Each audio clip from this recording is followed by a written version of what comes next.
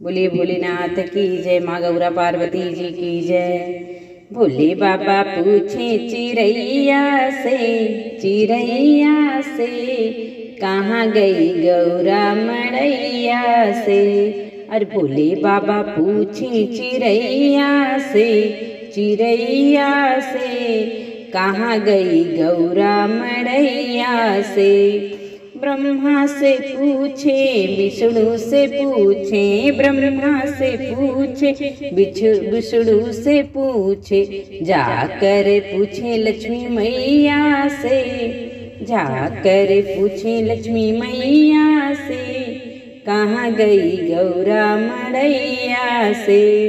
जाकर पूछे विष्णु मैया, जाकर पूछे लक्ष्मी मैया से कहाँ गई गौरा मड़ैया से। भोले बाबा पूछे चिरैया से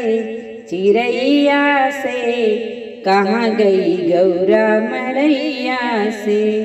राम जी से पूछे लक्ष्मण जी से पूछे, राम जी से पूछे लखन जी से पूछे, जाकर पूछे सीता मैया से, जाकर पूछे सीता मैया से कहाँ गई गौरा मड़ैया से, कहाँ गई गौरा मड़ैया से। भोले बाबा पूछे चिरैया से कहाँ गई गौरा मड़ैया से। कान्हा से पूछे बलदाऊ से पूछे, कान्हा से पूछे बलदाऊ से पूछे, जाकर पूछे राधा मैया से, जाकर पूछे राधा मैया से कहाँ गई गौरा मड़ैया से। जाकर पूछे राधा मैया से कहाँ गई गौरा मड़ैया से। भोले बाबा पूछे चिरैया से कहाँ गई गौरा मड़ैया से।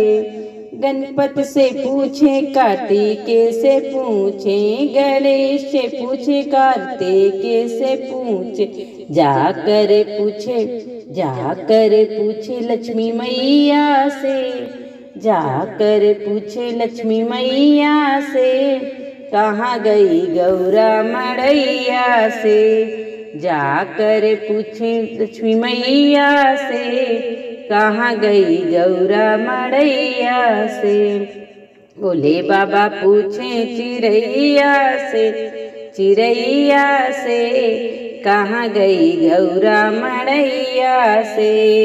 भोले बाबा पूछे चिरैया से कहाँ गई गौरा मड़ैया से।